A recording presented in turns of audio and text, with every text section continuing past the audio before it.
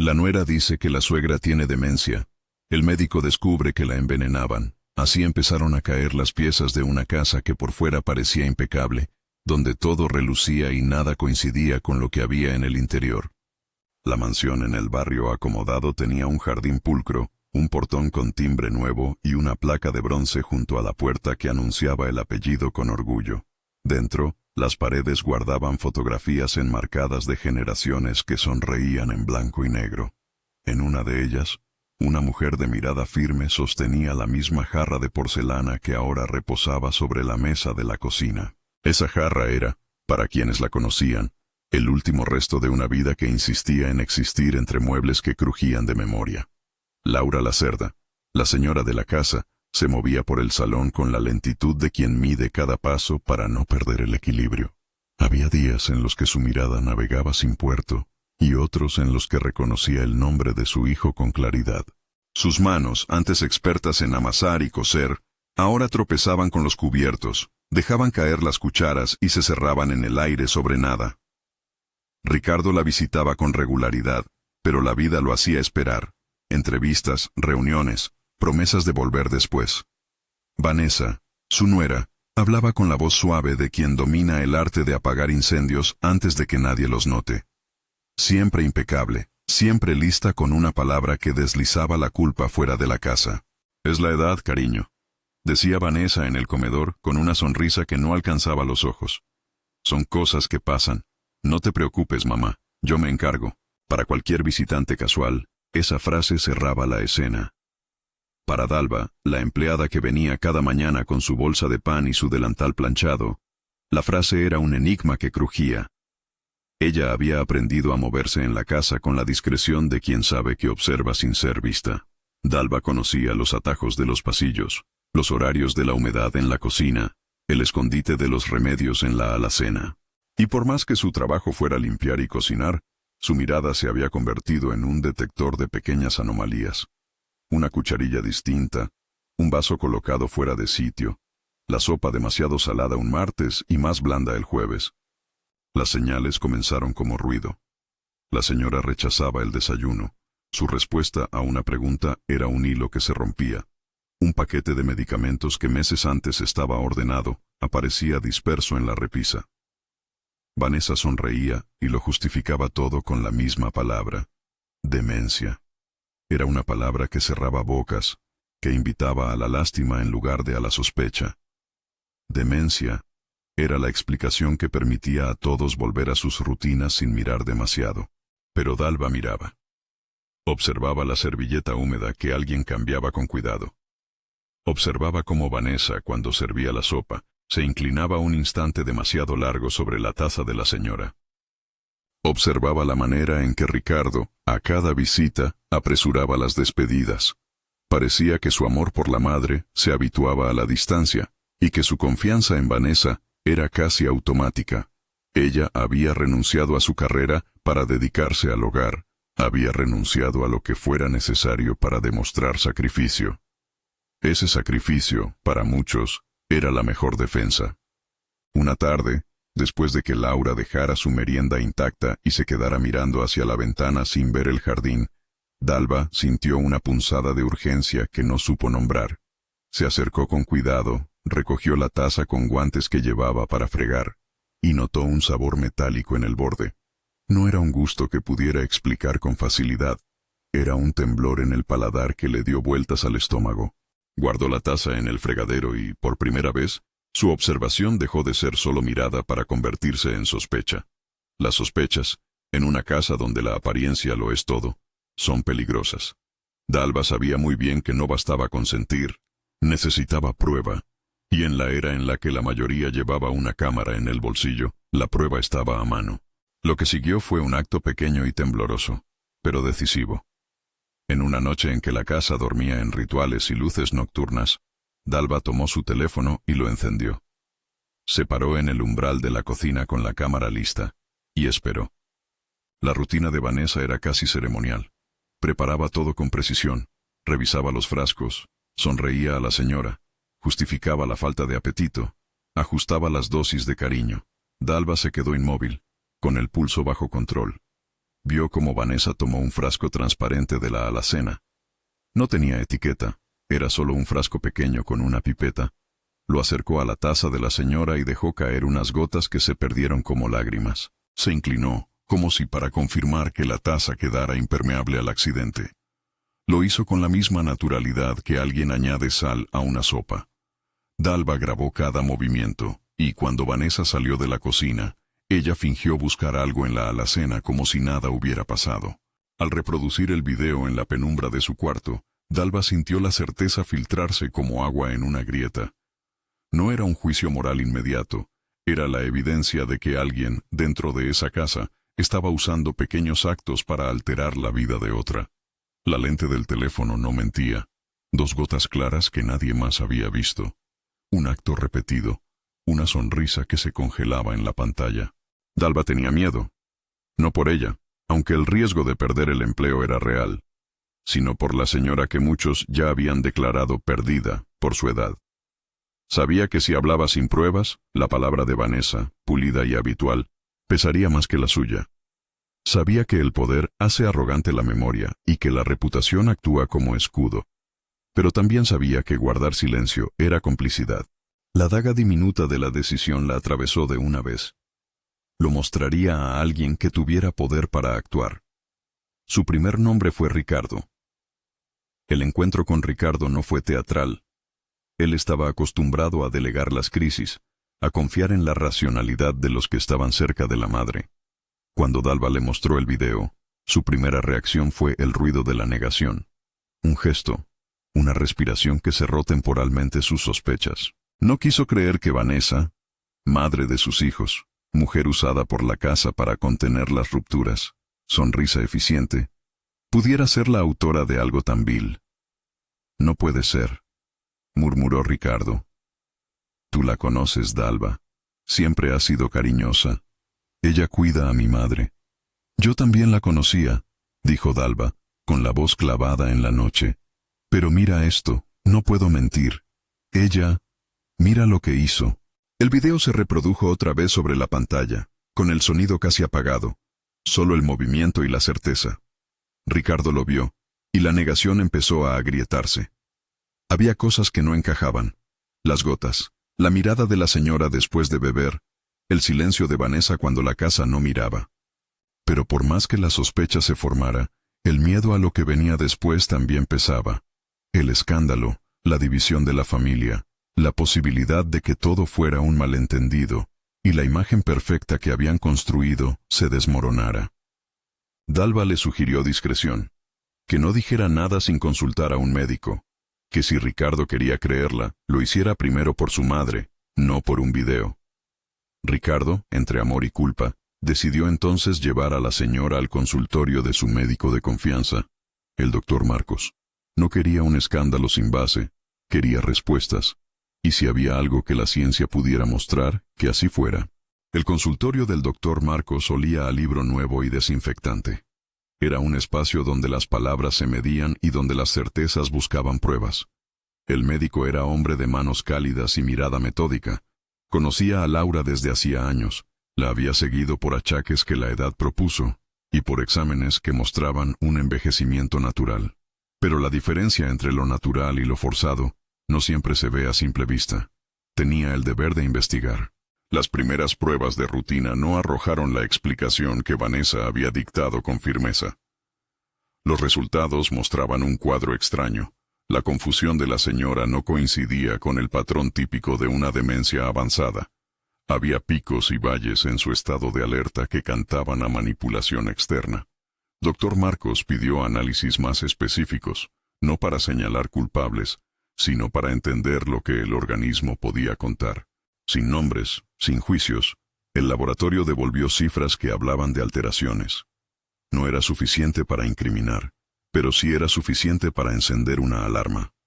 La posibilidad de que alguien hubiera introducido sustancias que empeoraran el estado de Laura de forma deliberada. El médico no podía decirlo con palabras absolutas. No podía, por ética, señalar con el dedo sin pruebas forenses. Pero la combinación del video, las alteraciones en los análisis y la historia clínica, le dio motivos para sospechar. Doctor Marcos habló con Ricardo en voz baja, cuidando cada término para no cerrar las puertas de una investigación. Hay algo que no encaja, dijo el doctor. No puedo afirmar nada con certeza sin las pruebas adecuadas, pero creo que debemos tomar esto seriamente. Lo que vi en los exámenes no es lo habitual en la progresión de la edad. Si hay introducción de agentes externos, eso requiere una investigación. No es una acusación, es una medida de protección. Ricardo entendió lo que se le proponía.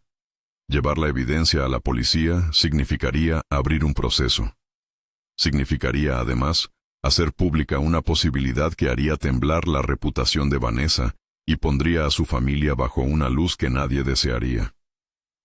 Sus manos se cerraron sobre el teléfono, y por un momento pareció un muchacho dividido entre la palabra «mama» y la defensa de su vida establecida. La culpa y el amor formaron una tensión que lo dejó sin palabras. Mientras tanto, Vanessa continuó su atuendo de normalidad. En público sonreía y comentaba trivialidades, se preocupaba por la estética de la casa, por la comida, por las plantas del jardín. Nadie adivinaba, a simple vista, que su método era lento y metódico, que su talento para la manipulación era tan sutil que podía disfrazarlo de sacrificio. Sus argumentos eran siempre los mismos: el cansancio de Laura, la fatiga de la edad, la necesidad de cuidar. A veces su voz se quebraba, y su llanto parecía genuino. Esa habilidad para moverse entre la lágrima y la calma era parte de su arma más potente. La doble cara del amor. La vida cotidiana en la casa siguió con su ritmo extraño. Las cucharillas seguían resonando contra las tazas, pero ahora cada sonido tenía un nuevo matiz. Era una alarma que Dalva escuchaba con atención. Además del video, ella había empezado a coleccionar pequeñas pruebas. Un frasco sin etiqueta resguardado en otro armario. Botellas que no aparecían registradas en la lista de medicamentos que la señora necesitaba. No eran pruebas definitivas, pero eran pistas que, unidas, empezaban a formar un mapa inquietante. Dalva, sin embargo, no era la protagonista social de ese mapa. Su posición la mantenía en una cuerda floja. Podía perder el empleo, ser desacreditada por su clase social. Podía también salvar a quien no podía defenderse. Intrínseca a su valor estaba la comprensión de que el silencio también mata. Y así, en una sobremesa breve frente a Ricardo, le pidió que no dejara que todo se normalizara con la palabra demencia. No es demencia, dijo con la convicción que solo nace de ver demasiadas cosas al mismo tiempo. Lo vi, lo grabé. No quiero perder mi trabajo, quiero salvar a la señora. Ricardo la miró, y su conflicto se volvió visible. Había un vértigo en su pecho que no sabía cómo nombrar. ¿Denuncio? ¿Protejo a mi familia? ¿Me equivoco? Aquel vértigo lo empujó a pedir tiempo. Voy a hablar con el doctor, dijo. No haremos nada precipitado. La promesa quedó en el aire, pero Dalva ya sabía que el tiempo no sería su aliado. Cada día era una cucharada más. En la casa, las rutinas continuaban, pero ya nada sería igual. Vanessa se movía con la prudencia de quien teme ser descubierta y con la seguridad de quien cree que su teatro es impenetrable. Recibía visitas, organizaba pequeñas fiestas de té para la vecindad selecta y atendía llamadas con la sonrisa que había perfeccionado. Pero no se percató de que la casa, que había aprendido a ser su cómplice, empezaba a traicionarla en detalles imperceptibles. Una toalla fuera de lugar, una cámara de seguridad con la lente recogida en una esquina, una conversación robada en el jardín por el viento. El jardín, sin embargo, guardaba una memoria más generosa. La jabuticabeira que se erguía en la esquina, árbol de frutos negros y pulpa dulce, seguía dando sus bayas a pesar del mundo de las habitaciones. Era en esa sombra que Laura, en uno de sus momentos de lucidez, solía sentarse con las manos sobre el vestido y mirar el suelo. Una tarde, mientras el sol caía en tonos de miel, la señora habló sin que nadie le pidiera nada, como si las palabras fueran una semilla que necesitaba volver a la tierra. Recuerdo cuando mi madre me decía que las cosas pequeñas son las que sostienen la casa, dijo con voz frágil. Un sorbo compartido, una cuchara prestada. No pensemos en lo grande, piensa en lo pequeño. Ricardo, que la escuchaba con la mezcla de vergüenza y afecto que a menudo le provocaba ver a su madre en su fragilidad, dejó que la frase se le clavara en la garganta. Era una verdad que dolía por su simplicidad. En esas palabras, Dalva encontró confirmación de lo que había intuido. La violencia contra los mayores casi siempre se sirve a cucharadas. La decisión de Ricardo tomó forma esa misma noche. Habló con el doctor, le entregó el video y, con manos que temblaban de ira y miedo, pidió que todo se investigara. Dr. Marcos recibió la cinta como quien recibe un trozo de realidad que debe convertir en camino. Encendió luces. Pidió que se mantuviera la discreción y contactó a un laboratorio externo para analizar muestras. No porque quisiera escalar el conflicto, sino porque la verdad, cuando tiene forma de datos, es más difícil de esconder. El laburo del médico fue metódico. Entrevistó a la señora con delicadeza, revisó historias clínicas antiguas, catalogó síntomas. Fue cuidadoso en palabras públicamente, pero firme en acciones en privado. Pidió analizar frascos y envases. Registró las recetas, enumeró las tomas. Lo que encontró no era la palabra veneno escrita en rojo, pero sí había patrones que orientaban la sospecha hacia una intervención externa. Había, además, pequeñas discrepancias entre las recetas médicas y lo que realmente le era administrado a la señora. Esas diferencias, combinadas con el video, bastaron para mover el tablero hacia la investigación formal. Mientras la incubación de la prueba avanzaba en el laboratorio, la casa permaneció en un limbo con aspecto de normalidad. Vanessa, ajena o creyéndose intocable, organizó una merienda para la familia. Una mesa larga, mantel claro, vasos que brillaban. Sirvió sopa con manos que ya no eran tan seguras como antes. Reparó en la mirada de la hermana de Ricardo, en la punzada de su madre cuando llevaba la cuchara a la boca. Cada vez que la señora servía una cucharada, la percepción de quienes la acompañaban se tensaba. La rutina había pasado a ser teatro de sospecha. En la cocina, Dalva seguía su papel con la discreción que le había dado la costumbre. Guardaba los trapos con cuidado, borraba huellas, pero también guardaba, con celo, las pequeñas cosas que podrían ser útiles. Una etiqueta arrancada, una tapa humedecida, un frasco con restos en el fondo. Hizo copias del video. Llevó una a casa de una amiga por si algo le sucedía. Su instinto de supervivencia estaba ligado al de protección. Si algo iba mal, alguien tendría lo necesario para contar la historia. La sociedad del vecindario seguía su curso indiferente. Para ellos, la historia de la señora y la nuera era un relato de compasión. La hija que vivía cerca, la nuera que había sacrificado su carrera por la familia. Nadie imaginaba que detrás de la cortina existiera la posibilidad de un crimen sistemático y lento, una forma de violencia que no deja moretones, sino que va borrando la vida en pequeñas dosis. En una cultura donde la reputación puede excusar miles de fallos, la apariencia operaba como defensa. Pero la aparición del video cambió las reglas del juego. Lo que antes era una sospecha íntima se mudó a la dimensión pública de la evidencia. Ricardo, empujado por la angustia, decidió que no era suficiente meditar. Había que actuar. Habló con su hermano mayor, con su tía, con vecinos cercanos, y pidió discreción. En el psiquiátrico o en la familia, la etiqueta de la demencia podía ser letal si facilitaba la manipulación. Él, ante la posibilidad real de que su madre estuviera siendo perjudicada deliberadamente, sintió que su responsabilidad como hijo no era solamente cuidar de la estabilidad emocional de su familia, sino también proteger la vida de la mujer que lo sostenía. El ambiente se volvió eléctrico. Palabras que antes flotaban fueron ahora cargadas de significado. Protección, investigación, prueba. Dr. Marcos movió las piezas con tranquila urgencia. Pidió que se preservara el frasco sospechoso, que se documentaran todas las tomas, que se evitara tirar nada que pudiera ser evidencia. Tomó fotografías, registró firmas, redactó un informe inicial. Todo eso era un puente entre la sospecha y la justicia. Vanessa, por su parte, no perdió la compostura. Mantuvo la sonrisa y la voz calmada, como quien navega una tempestad con las manos firmes sobre el timón. Sin embargo, la costumbre de ser admirada se resquebrajaba cuando, en privado, alguien tocaba un punto que no controlaba. Esa pérdida de control la enojó de una forma fría, la ira de quien ha invertido su identidad en una imagen y la ve amenazada. Sus defensas internas se endurecieron, Y por primera vez, algún gesto de impaciencia se escapó, cuando nadie miraba.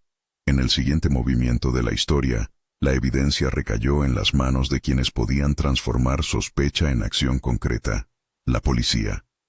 Dr. Marcos, tras reunirse con Ricardo y revisar los resultados preliminares, tomó una decisión que solo quien ha sido médico y protector puede hacer: llamar a las autoridades. No lo hizo con sed de venganza, sino con la serenidad de quien entiende que las instituciones existen para dar cauce a las verdades que una casa no puede resolver sola. La llamada fue breve y puntual.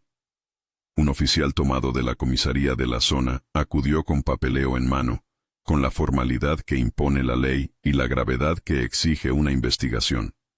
Les pidió calma, registró declaraciones y, con la delicadeza necesaria, solicitó que nadie alterara la cocina ni cualquier otro rincón que pudiera contener pruebas. Era la primera vez que la casa sentía la presencia de lo que se llama justicia de manera tangible. Hombres y mujeres con notas, cámaras, preguntas. En el cuarto de la señora, Laura oía fragmentos de conversaciones que no terminaba de entender. Su mente, como un espejo empañado, reflejaba a ráfagas. La voz de Dalva, el paso de Ricardo, un doctor que hablaba a media luz. Había algo que la inquietaba y algo que le daba alivio. Podía sentir que se movía una fuerza que hacía que las cosas, al fin, fueran puestas en su lugar. Y aunque su fragilidad la mantenía a la deriva, en un gesto breve miró a Dalva con gratitud. Fue una mirada simple, pero cargada de reconocimiento. Alguien la había visto. La casa, que hasta entonces vivía de apariencias, empezó a revelar fisuras. Había partes que no volverían a ser como antes. La belleza del jardín mostraba inevitables sombras. La placa en la puerta parecía ahora más una promesa que un escudo.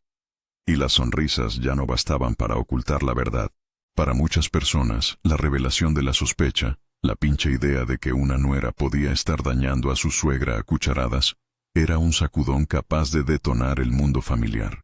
Y sin embargo, no todo estaba resuelto. Las pruebas apenas comenzaban a encajar. Lo que el doctor había descubierto era suficiente para llevar el caso a la atención policial, pero no era aún una condena. La justicia, lenta y metódica, exige más que videos y sensaciones. Requiere cadena de custodia, pericias, testimonios que resistan el escrutinio. Entretanto, la vida cotidiana seguía su curso con una tensión que se palpaba en el aire, en el cliqueteo de las cucharillas y en el silencio que se colaba cuando la señora tomaba la taza. En esa tensión, Dalva se encontró en un lugar extraño. Admirada por su valentía, temida por su desobediencia, y protegida por una mujer que, aunque frágil, había recobrado la fuerza de reconocerla. La relación que antes se limitaba al pago y al trabajo comenzó a transformarse en algo más humano. Dalva ya no era solo la reina del trapeador, era la guardiana de la verdad. En la cocina, donde cada gesto podía tener un significado vital, su presencia adquirió una nueva dimensión, la de quien había decidido hacer de la observación una herramienta para la justicia. La historia, en ese punto, estaba en expansión. La sospecha se había convertido en investigación, el video en prueba y la palabra demencia en un posible disfraz. Pero la verdadera confrontación, la puesta en escena donde los nombres se dirían en voz alta, y donde la casa se dividiría entre lealtades, aún no había llegado. Quedaba el momento en que Ricardo tendría que enfrentarse a Vanessa con lo que sabía, y en que la policía tendría que transformar las sospechas en cargos.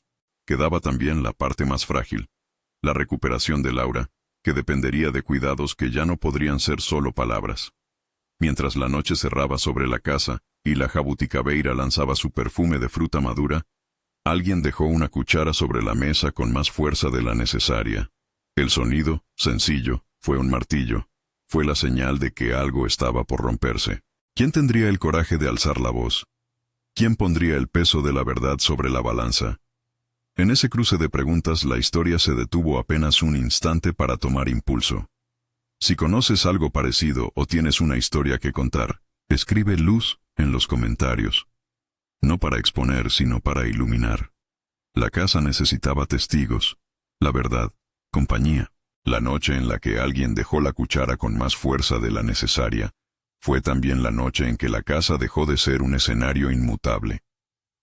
Cuando la policía regresó, lo hizo con una calma que no necesitaba disfraz. Trajeron formularios y una orden que parecía pequeña sobre la mesa, pero la tinta le dio peso. Entraron puerta adentro como quien abre un sobre con una noticia que nadie quiere leer en voz alta. La brigada registró la cocina con cuidado. Fotografiaron el frasco transparente sin etiqueta que Dalva había puesto en una bolsa sellada. Lo colocaron en una caja marcada y anotaron cada movimiento como si cada gesto fuera un acto de responsabilidad hacia la memoria de la señora.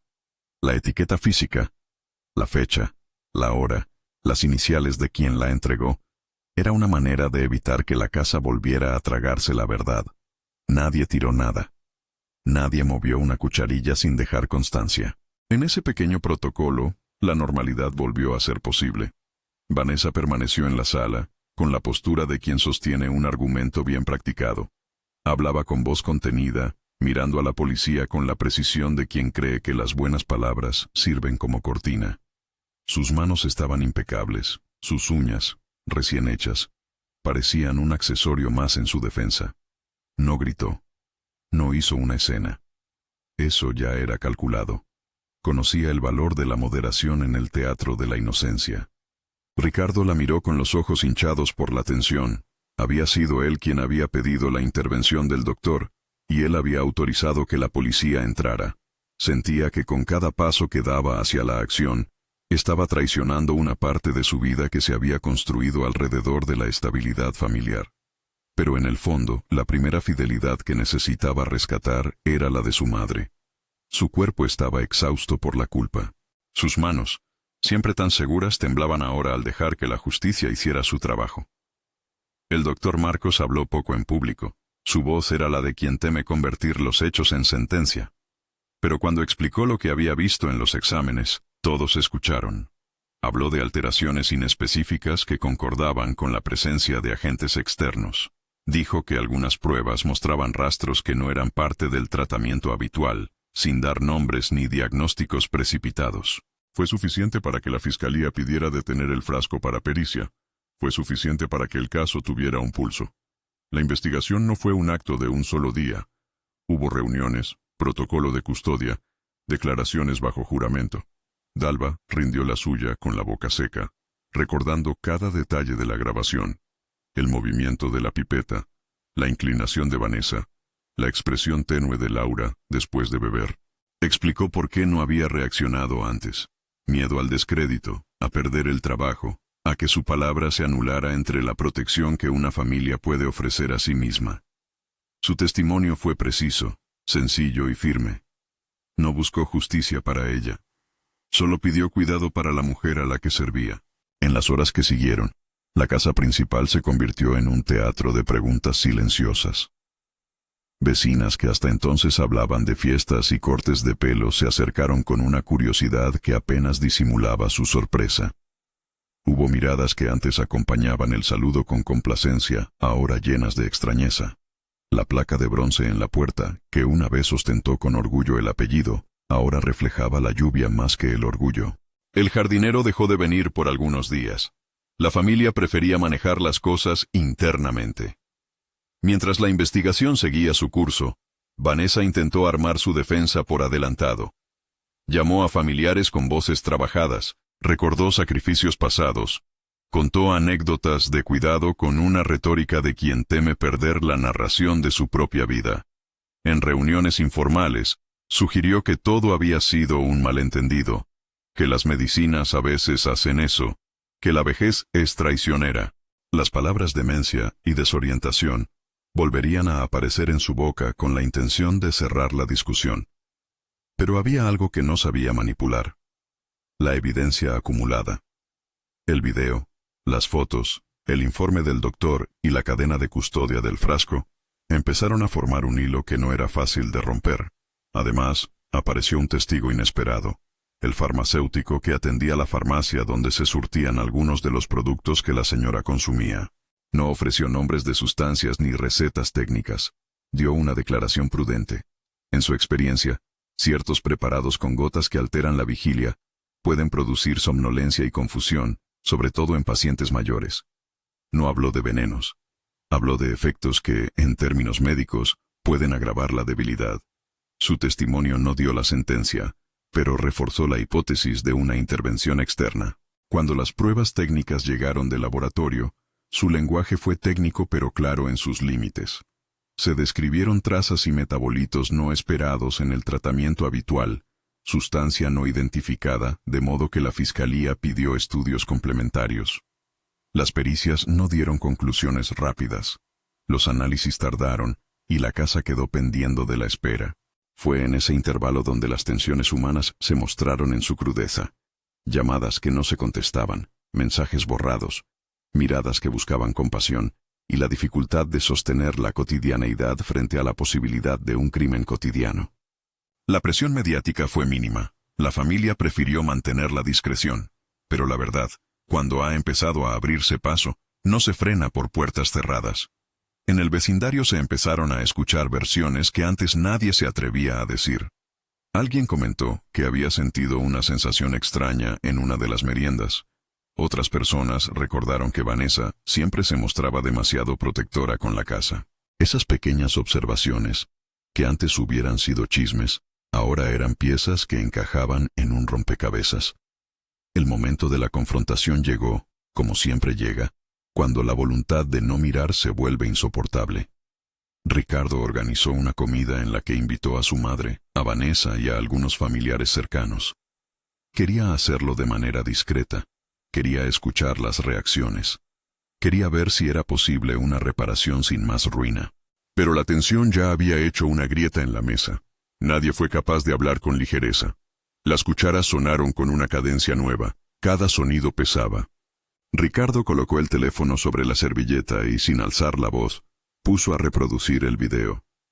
No era un gesto triunfal. Era una manera de mostrar lo que ya había dejado de ser secreto. Vanessa miró la pantalla con la calma de quien creyó que una imagen aislada podía ser interpretada de múltiples maneras.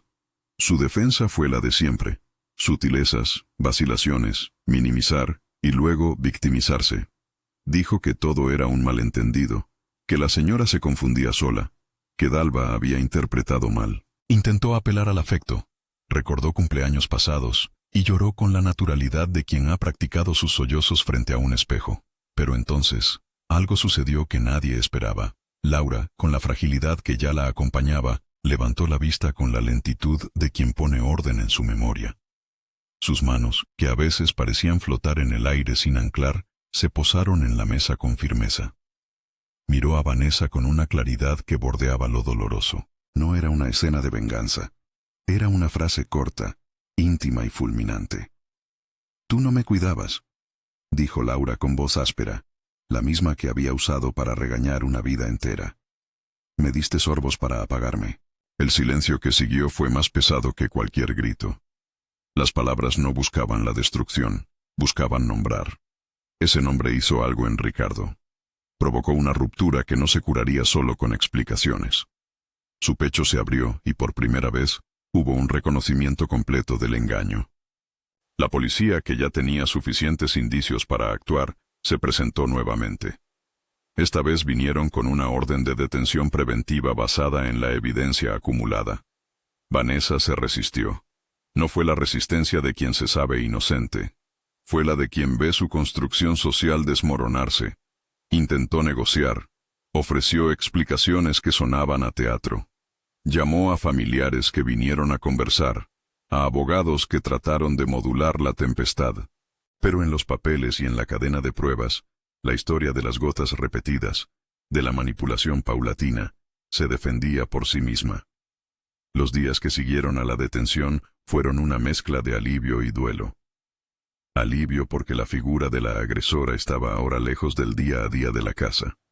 Duelo porque una familia se había quebrado, porque los recuerdos se empañaron. Vanessa fue imputada y quedó en situación procesal. No estoy diciendo que hubo una condena rápida, sino que el flujo de la justicia había comenzado a moverse en una dirección que permitía cierta reparación. Y la reparación, cuando se trata de quienes han sufrido abuso por larga duración, no es un acto único, es un proceso lento que empieza con la retirada de la amenaza. En la calma que siguió, la casa respiró de otra manera. La mesa volvió a ser un lugar donde la comida se compartía sin sospechas, aunque al principio cada cucharada llevaba la memoria de lo ocurrido. Dalva siguió trabajando en la casa, pero su rol ya no estaba marcado por la vigilancia solitaria.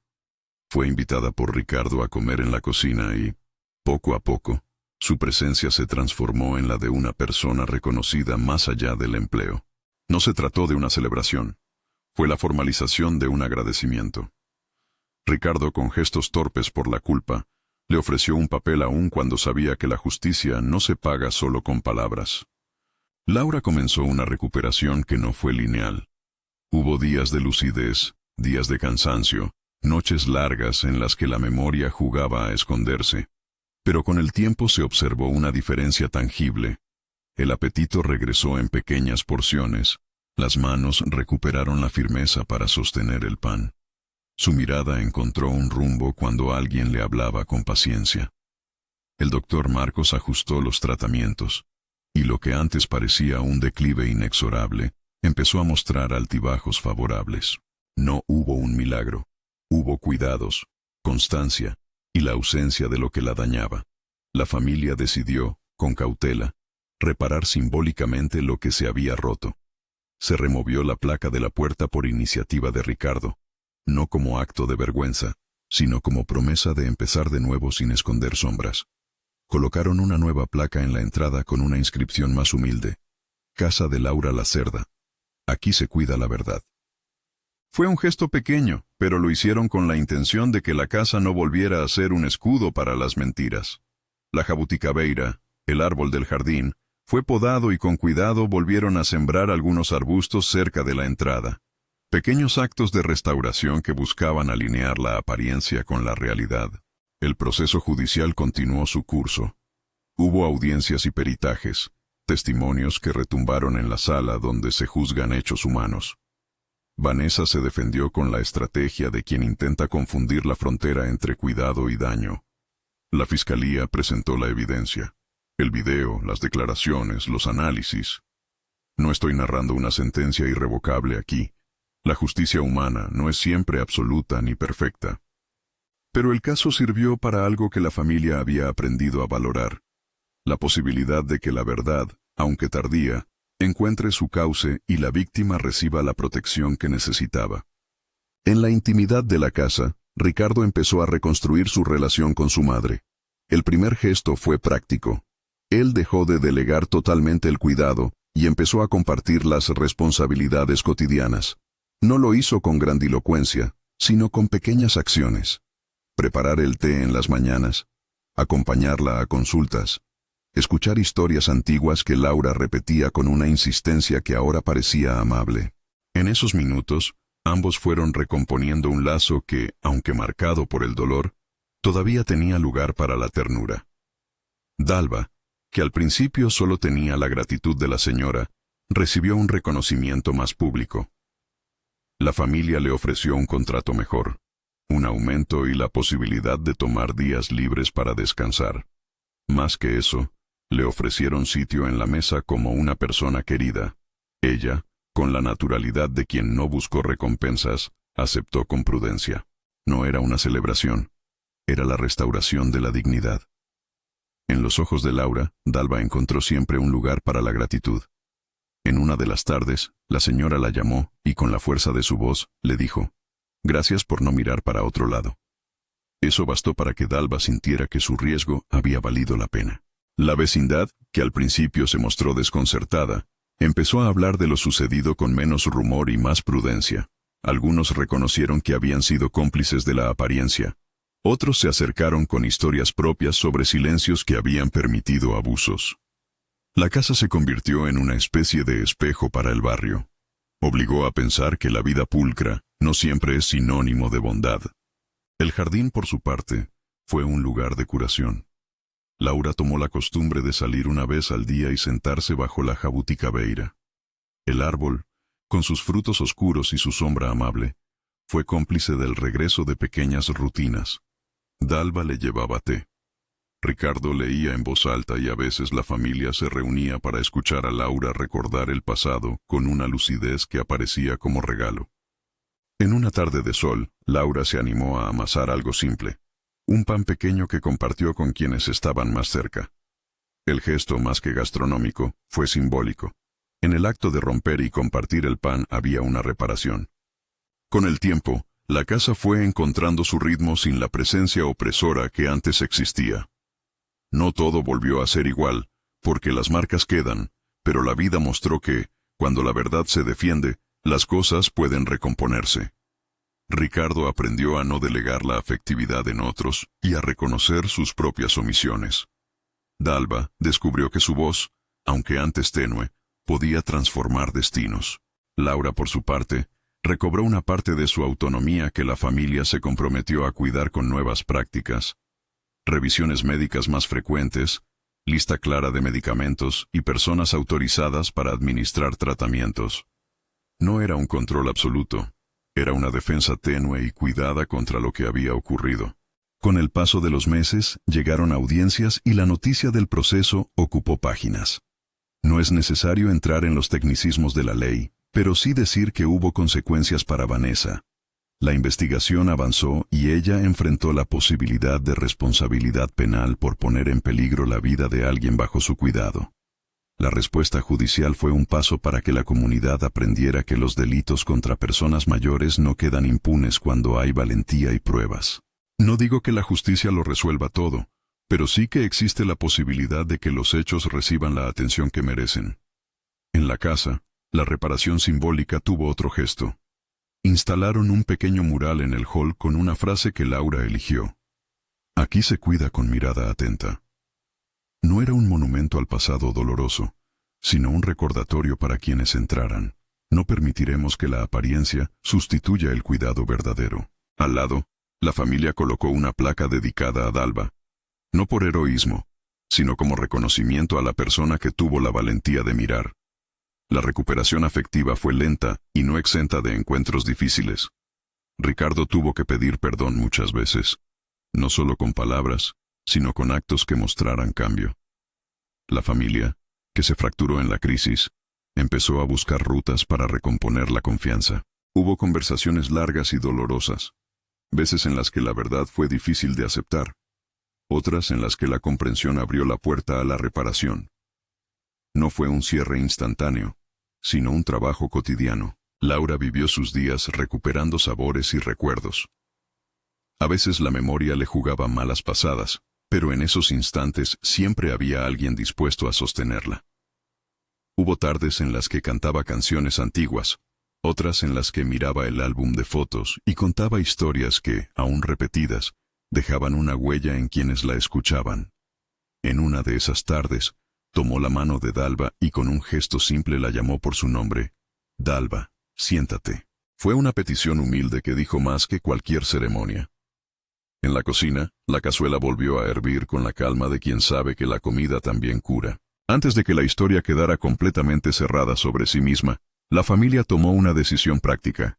Crearon una cuenta para la señora con controles y nombraron a 2 personas de confianza para supervisar las decisiones médicas. Fue un gesto de protección institucional que buscaba evitar que una vez más alguien se apropiara del cuidado a su favor.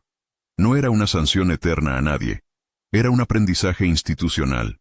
Puede parecer que la historia tiene finales, pero lo que existe son procesos que continúan. La casa, en su aparente normalidad, sigue suturando lo que se rompió. Las marcas permanecen, pero también la decisión de no permitir que la apariencia sirva como excusa para la violencia. Dalva siguió siendo, además de empleada, una presencia constante y respetada. Ricardo aprendió que el amor también exige vigilancia proactiva. Laura, con sus días claros y sus días confusos, recuperó parte de su vida gracias a la valentía de quien observó, de quien grabó y de quienes no eludieron la responsabilidad. Lo que queda, al final, es un aprendizaje sencillo y doloroso.